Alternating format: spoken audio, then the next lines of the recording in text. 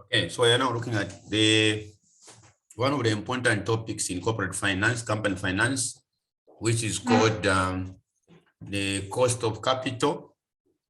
All right. Now, the cost of capital looks at the overall capitalization of the company. Okay, so overall capitalization of the company in terms of debt, equity, and the preferred stock. Okay, so every organization, every company has the capitalization of the company in terms of the debt, the equity. When the company is operating under pressure, they can resort to borrowing, where they can acquire debt, okay, or they can issue shares of common stock if they are under pressure. So that is on the aspect of the capitalization. So it looks at the overall capitalization of the company in terms of the debt, in terms of the equity, and in terms of the preferred stock. All right. So this is on this topic here. So we look at the overall capitalization of a company in terms of, so in short, we're looking at the market, the capital structure of the business. So the capital structure of the business has three major components, which is the debt component, the equity component, and the preferred stock component. Okay, so this is how we are looking at this kind of, so it's a very important topic in corporate finance, in company finance. All right, so now we are looking at required return and the cost of capital. Okay, so we're getting down to the objectives. So objectives of this one. Okay, so we are getting to, okay, so under the objectives of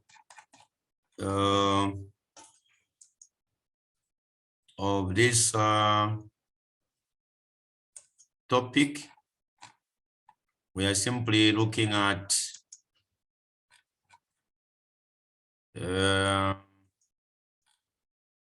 explain how the firm creates value and identify the key sources of value creation, define the overall cost of capital of the firm, calculate the cost of the costs of the individual components of the firm, cost of capital. Okay, here we have a number of methods that we use, be it calculating the cost of equity using the capital asset pricing model, or calculating the cost of equity using the dividend discount model. Okay, and then calculating the before tax cost of debt and after tax cost of debt, even in calculating the overall weighted average cost of capital, which is the WACC. So these are just the major components that we use as we look at the cost of capital. All right, so getting down to this one, we can now look at an example here, or getting down to the cost of capital is the required rate of return on the various types of financing. So the overall cost of capital is a weighted average of the individual required rates of return or the cost. Okay, so that is on that aspect on the overall capitalization of the company. So we are getting down to the importance of cost of capital is used in capital budgeting. The work that we calculate is used in capital budgeting. All right, and designing the corporate financial structure of the business, also designing about the method of financing, the performance of top management, and then other areas are the ones that we use as we get down to the overall capitalization. Okay. Now, the capital structure of the business has three components, like I mentioned: the debt component, the common stock, and the preferred stock component. Okay. So now, getting down to the mix, okay, or proportion of the firm's permanent long-term financing or by debt. So the firm can be financed by debt, or it can be financed by preferred stock, or it can be financed by the common stock, okay, or equity. Equity are funds that are used in day-to-day activities or running of the business. That is what we call equity. So capital structure has three components. So D for debt, then we have the preferred stock, and then we have the CS, common stock. These are the three components of the capital structure of the business. So the WACC, the weighted average cost of capital that we get, is the one that we use in capital budgeting for investment appraisal techniques. So that cost of capital is obtained based on this given topic. Okay. So we have the financial leverage. It has the mix of financing by debt. So we have the use of fixed financing cost by the firm. The British expression is gearing. So gearing refers to borrowing. Financial leverage is just means it's on the gearing aspect. So anything to do with gearing, we are simply saying it is on the component of, okay, so anything to do with gearing simply means we are saying we are borrowing. Okay, high gearing means high borrowing. So there are consequences of borrowing where we look at paying interest on borrowing, and as a result, the company will be able to incur a lot of expenses as they are servicing the debt on the terms of gearing. Okay. Now we have the other component here on the capital structure. So you look at equity. Equity are funds raised by issuing shares of common stock. If you want to, the company wants to raise additional finance, they can issue shares of common stock. That is the component of equity, and then the debt. Okay, so we have to look at which one. The debt equity ratio.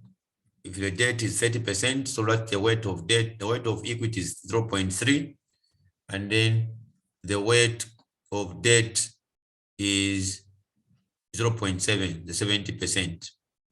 So depending on what we have here, we are able to see the composition of debt and the composition of equity.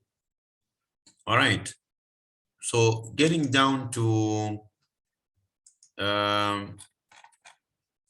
the example here that we can look at, the types of long-term debt, the long-term debt. So this is the types of long-term capital. So we have long-term debt, the composition of the capital structure. So we can borrow, or we can look at the preferred stock, and then the common stock. All right, so these are the three compositions of the capital structure of the business when calculating WACC, the overall capitalization of the company. So we have long-term debt, okay, and then preferred stock. These are part-time owners of the company who are entitled to preferred to dividend before the ordinary shareholders. Common stock, these ones, they form part of ordinary shareholders. So these ones, they form part of ordinary shareholders, okay, for the common stock. So ordinary shareholders, that is for the common stock. This is on the debt aspect. So a company can have either debt or can have the preferred stock, which are just part-time owners of the company. Okay, so preferred stock, these are part-time owners of the company who are like visitors. Even a visitor at home is supposed to be given some food before the owner of the house can eat so that they don't go away complaining. So preferred stock, these are part-time owners of the company. So sometimes the firm may not have the preferred stock, but they can borrow where they have a component of debt, or they can have ordinary shareholders who are the true owners of the company, who have the voting rights at AGM to vote for the board of directors, to elect the board of directors. All right. So this is on common equity, which is for ordinary shareholders, long-term debt, or preferred stock. These are the three compositions of the long-term sources of capital. So a company can acquire long-term capital by issuing debt, additional debt, or preferred stock for part-time owners of a company, for preferred shareholders, or the common equity, which is the common stock. All right. So we now get down to the other one. So here we can have example of market value of the long-term financing, long-term debt at 5 million, and then preferred stock 15 million, an example, common equity 50 million. So meaning the total amount is 100 million. So the weight is 0.35 for debt. The preferred stock is 15%. That is the weight. So we have these ones that we can go for. Okay. So that is about the aspect of how you are getting the weights in terms of debt, equity, and preferred stock. All right, so we have long debt, the debt is 35%. So these weights are used when actually doing the overall capitalization of the company. So as we look at work, our work is actually equal to the weight of debt. So weight of debt multiplied by cost of debt, okay? Then 1 minus taxation. This is how you get the formula for work, plus weight of preferred stock multiplied by the cost of preferred stock. Then we have the last one here, weight of equity, okay, then multiplied by the cost of equity. So this is the formula for calculating the overall capitalization of the company. In terms of debt, okay, so a company can have debt, then the company can have also equity, which is this one here, which we can funds raised simply by selling shares to the general public, or getting down to preferred stock, the PS. Now, sometimes the firm may not have preferred stock. So our work is equal to the formula here for work in that case will be weight of equity multiplied by the cost of equity, then plus weight of debt. So weight of debt multiplied by cost of debt, then 1 minus taxation. This is the second. So the first one, we have this one in an event where we have the three, all of them are there for overall capitalization of the company in terms of debt, equity, and preferred stock. All right. The last formula here for work is where we say our weighted average cost of capital is equal to earnings before interest and taxation over total value of the company. So we have the total value, okay, total value of the firm. So this is only the work. So there are three ways in which the work is computed. So these are the three ways that we can use to compute the work. All right. So that is what goes on. Okay. So computation of the work, depending on what has been given in the question, if the three compositions are there in terms of debt, equity, and preferred stock, we use the first formula.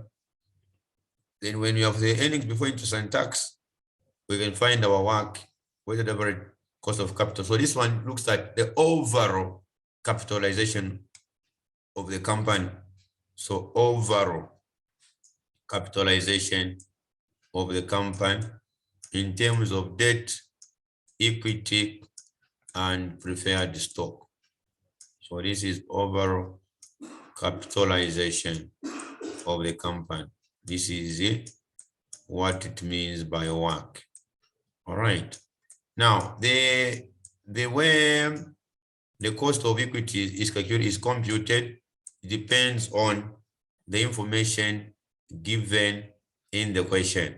Sometimes you can find where the cost of equity may be computed by the risk-free rate, if it is given in the question, and plus beta on the return of the market, then minus the risk-free. So this is it on how these ones are computed. So you can use this one using the capital asset pricing model. Okay, that is only the computation of the cost of equity that we have to substitute in the equation here. All right, if the preferred stock is not given, we have to use the second equation, the second formula for work, if the preferred stock is not given. We have also our cost of equity is actually equal to the DO for the dividend discount model, DO, then 1 plus G, okay, then over PO, then plus G. So it just depending on the information given in the question when finding the cost of equity. The cost of debt is already given. This one is cost of debt, which is given. So that's a cost of debt, which the examiner will give in the question. They will specify the cost of debt is maybe 10% or whatever percentage, but that one will be given in the question. The cost of debt will be given. All right, then. So we get now to the other information here, where we are saying, so these ones, in this case, we have the long-term debt, and the weight is 0.35. These weights are given. The preferred stock is 15%. The common equity is 50%. So the cost of debt, we have, okay, so we have this as a cost of debt, which is supposed to be there. So after tax cost of debt is computed, where we are saying the after tax cost of debt is given by KB. So KB is equal to KD, then 1 minus tax. So this is after tax cost of debt formula, after tax. So this is after tax cost of debt. Okay, so we have this one. This is what we get on the long-term financing. So the firm can raise long-term finance by just resorting to borrowing for a period of time more than a year, which we are talking about long-term sources of funds. All right, so we're now getting down to this one. So this is how we're getting down to the after tax cost of debt. We have that one.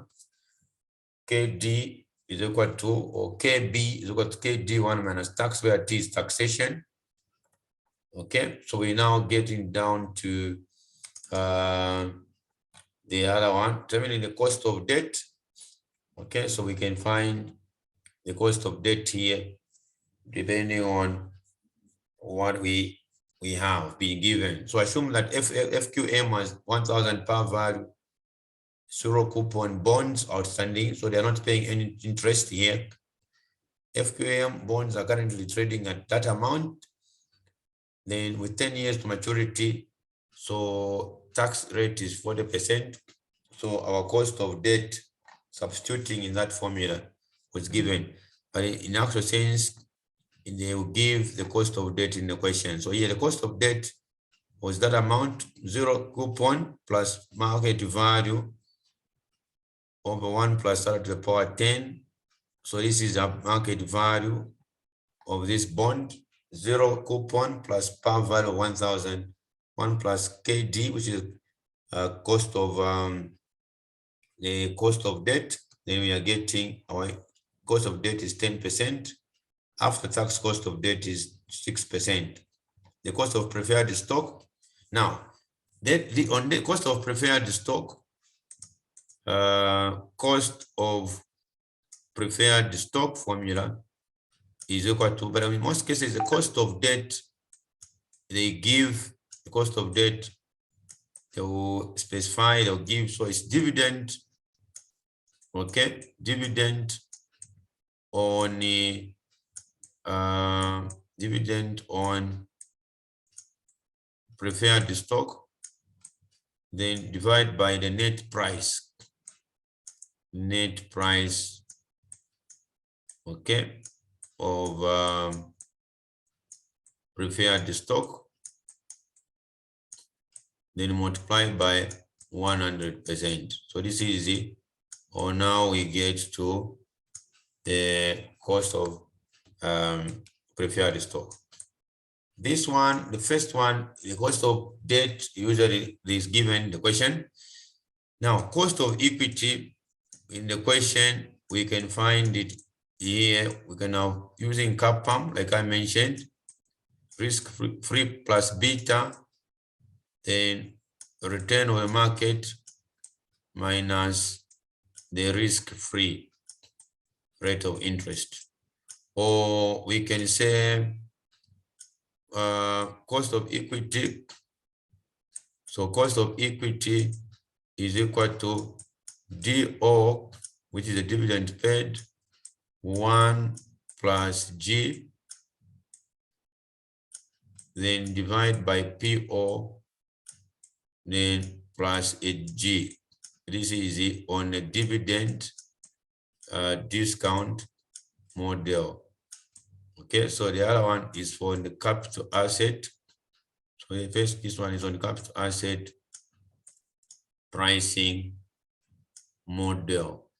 So depending on the information given in the question, we'll be able to see which one will be there for the one to use when finding the cost, as we substitute in the WACC formula, weighted average cost of capital. So we are going to go for each one of these formulas and then substitute in the the equation as we get to the overall capitalization of the company. So determining the cost of preferred stock. So it's a dividend over the price, net price. All right. So here we are saying, assume that FQM has preferred stock outstanding with par value of 100. The dividend is 6.3 and the current market value of 70 per share. So we are getting cost of preferred stock is 9%, because we are looking at the net price of preferred stock, which is 70. So this is about what this one is all about. All right, so we are getting the cost of preferred stock is 9%. Cost of equity approaches the dividend discount model, like I mentioned, capital asset pricing model. So we can get the dividend discount model, or we find the other one, which is the capital asset pricing model. Okay, so on this one, under the dividend discount model, this is provided that dividend has been paid. We have this formula here. The cost of equity using the dividend discount model, when the dividend is expected to be paid, the cost of equity is equal to D1, which is the expected dividend, over the PO, then we say plus our G. So this is on where the dividend is actually expected to be paid. So it's a D1 over PO plus the G. This is on how we get the dividend discount model. When the dividend is expected to be paid, we have this one. So dividend discount model for the cost of equity aspect. Okay, now, so there are three ways. So capital asset pricing model for the cost of equity, the dividend discount model when the dividend is expected to be paid, and the dividend that has been paid, we are getting these different values. Okay, different formulas that apply as we look at calculating the cost of equity. Cost of preferred stock is a standard formula, which is this one. The after-tax cost of debt and the cost of equity, that amount, that formula there. All right, so now we can get to the example capital asset pricing model. We have this one, cost of equity is equal to risk-free plus beta, return of the market minus the risk-free. The difference between the two is what we call market risk premium. So the difference between RM minus RF is what we call risk premium. So this one is called risk premium that we use as we get to that one there. All right. So the work can be computed based on the compositions that are there. So here we can now, the beta 1.25, the risk-free rate is 4%, and then return of the market 11.4. So here 11.4 risk-free. So here we can now return on the market is 11.4%. Then beta is equal to 1.25. Then the risk-free rate, risk-free, we are saying 4%. So as we are using the capital asset pricing model, so capital asset pricing model, our cost of equity is actually equal to risk-free, then plus beta, then return of the market minus the risk-free. So we can substitute here and get the risk-free is 0.04, then plus beta is 1.25, 1.25, then return of the market is 11.4%, which is giving us the 0.114.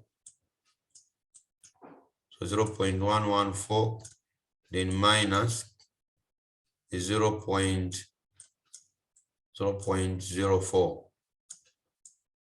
So our cost of equity we can get by adding and subtracting.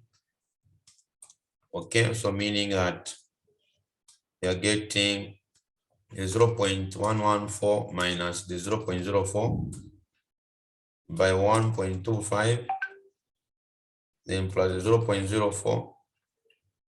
So it's giving us 0.1325, or simply we are saying our cost of equity is actually equal to 13.25%. So this is on the aspect of the cost of equity on this one. All right, so this is about how we get the cost of equity using the capital asset pricing model. Okay, so this is on that one goes. Okay, so this is on this one that goes. So this is it. On the cost of debt, we looked at 10%. If there is any premium on the cost of debt, we add it back 10% plus the 2.75. All right. So we have cost and cross model comparison of the cost of equity methods.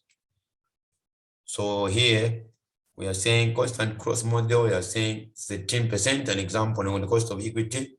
Capital asset pricing model 13.25, cost of debt plus risk premium 12.75.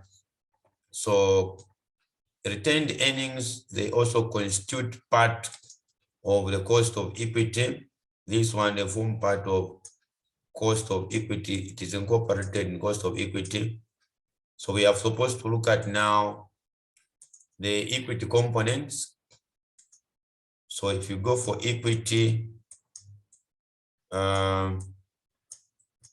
components, so equity components, we are simply talking about the first component of equity is common stock.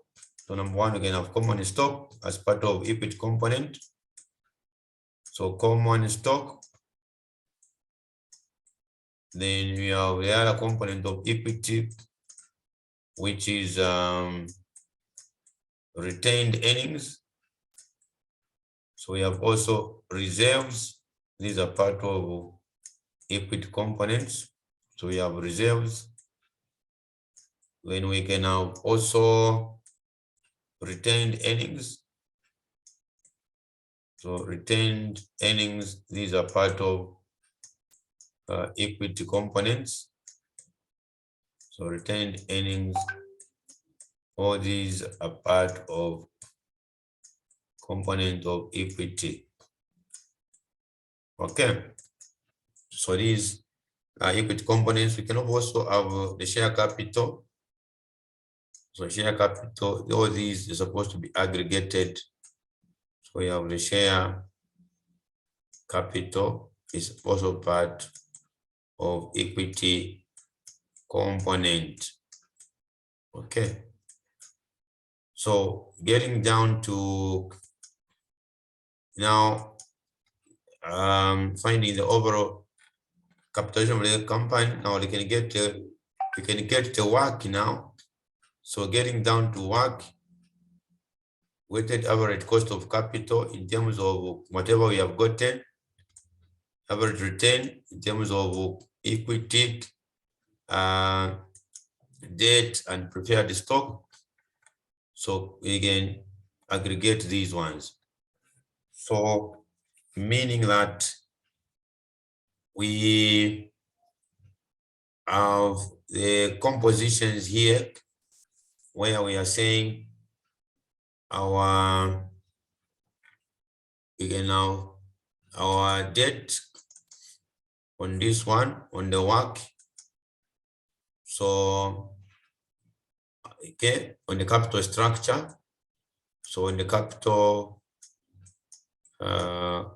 structure, so we have the first component here on the capital structure is that we have our debt. Debt was monetary value of debt. So there is the preferred stock, and there is also equity. So for these ones, we need to get what values we have here. The company capital structure, they borrowed. They also entertained the part-time owners of the company. So we can find the weights. So meaning that in the question, these weights will be given, the monetary values will be given. So as we get to this one, we have our debt component. From here, we can see from this one, we have the monetary value is 35 million for debt. So debt is 35 million. So you have the debt of 35 million on debt. The PS, preferred stock, is 15 million. And the CS, which is common stock equity, is 50 million. So getting down, we can see here that our debt is 35 million, which is on debt. Then we are getting 15 million. So 15 million here for preferred stock. Okay, then we are getting the 50 million for equity. So meaning that this company, as every other component, as we add this, we are getting 100 million. So here we can just now see that the weights can be obtained. So this is a 0.35, 0.35 here. Then for the other one is 0.15. That's the amount for the preferred stock. And then this one is 0.5 in such a way that we have 1.00 as the weights that we are getting here. All right, so we can find our work here, the overall capitalization of this company in terms of debt, equity, and preferred stock. So we have weight of equity, then multiplied by the cost of equity. Unless if there are any questions so far. All right. Then plus the cost of preferred stock, then multiplied by weight of preferred stock. Then the last component is weight of debt multiplied by cost of debt, then 1 minus taxation. So we are using this formula because we are looking at the overall capitalization of the company in terms of debt, equity, and preferred stock. So our work here is actually going to be our weight of equity is 0.5. So 0.5 multiplied by the cost of equity, which is already calculated, which is already found. So the cost of equity was found. Okay, cost of debt was 10%, and the tax is 40%. Then the cost of preferred stock we found is 9%. It has already been calculated. Then cost of equity is actually 13%. That was calculated here using the capital asset pricing model, which is 13%. Okay. The smaller of the two there, so we have got 13%. The smaller of those two. Okay, because the cheaper way of funding, so we can now calculate and get the work. So cost of equity is 0.13. Then getting down to the other one, cost of preferred stock is 0. We are getting the 0.09. Then multiplied by the weight is 0.15. Okay, then getting down to the other one, we are simply saying weight of debt is 0.35. Then multiplied by cost of debt is 0.1. Okay, 0.10. And then 1 minus taxation was 0.4. If it is given in the question, they will specify the tax rate. And then we can find the value of our work. So our work here will be found. All right, so meaning as we get to the full compilation of the work, in this case, we are getting the product of all those parameters that we have, and then summing up to get the work, which is the overall capitalization of the company. So our work now is giving us the 0.0995. So this is on, or we can simply say multiply by 100 is 9.95%. 9.95%. So this is it, the overall capitalization of the company. Our tax rate was at 40%. So what is important here is to understand the catch, to understand the concept, so that in an exam, you get the full marks.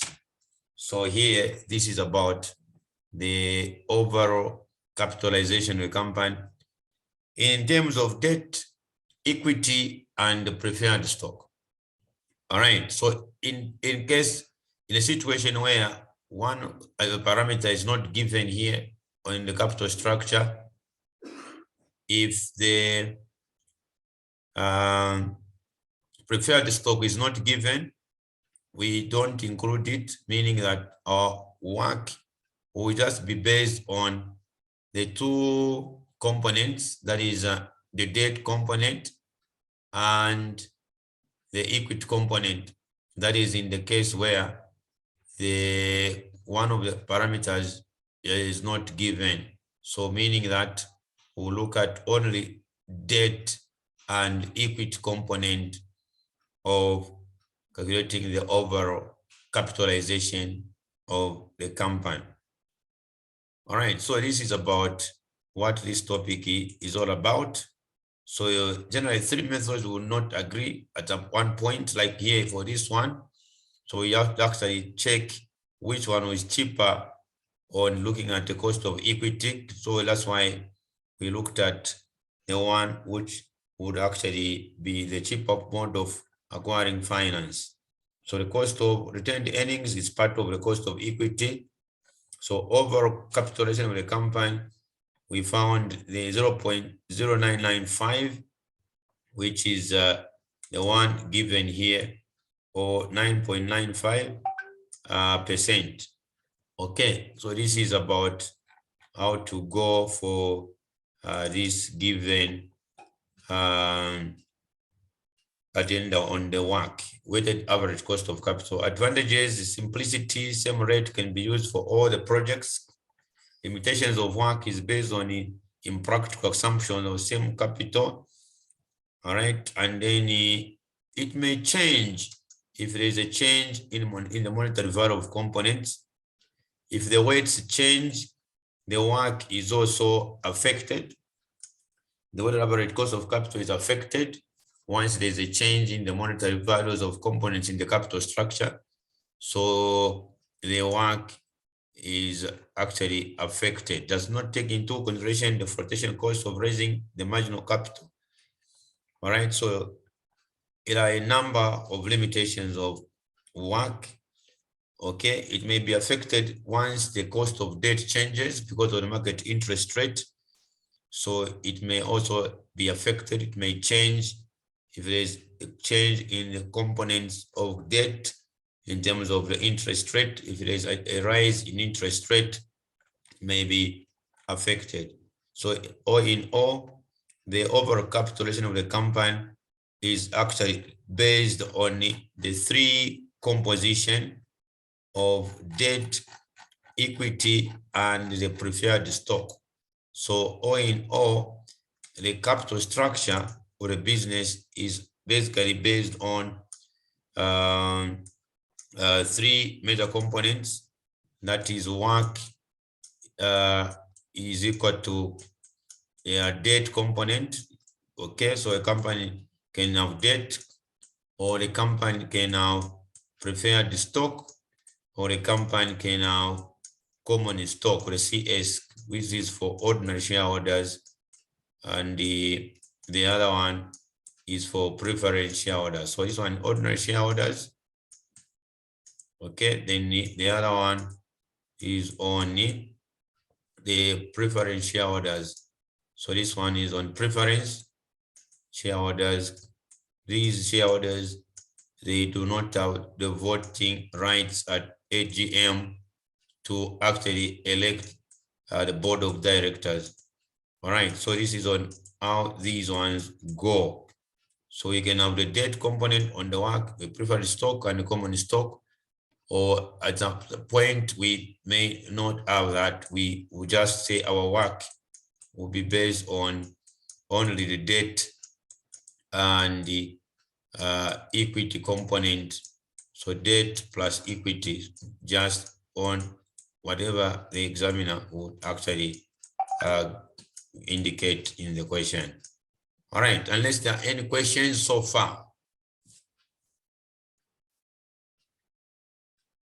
Okay, so if there are no questions, then we can end here for class.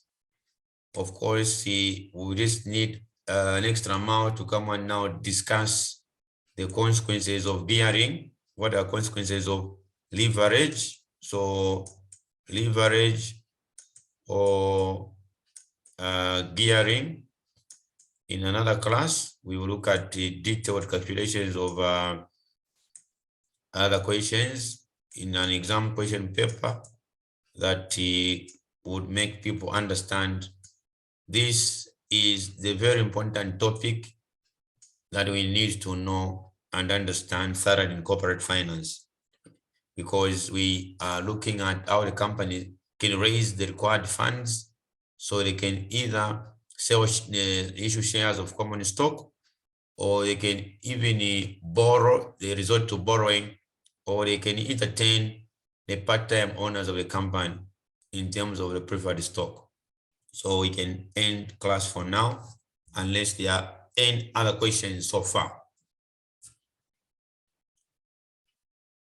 So if you have no questions, we can end the class for now.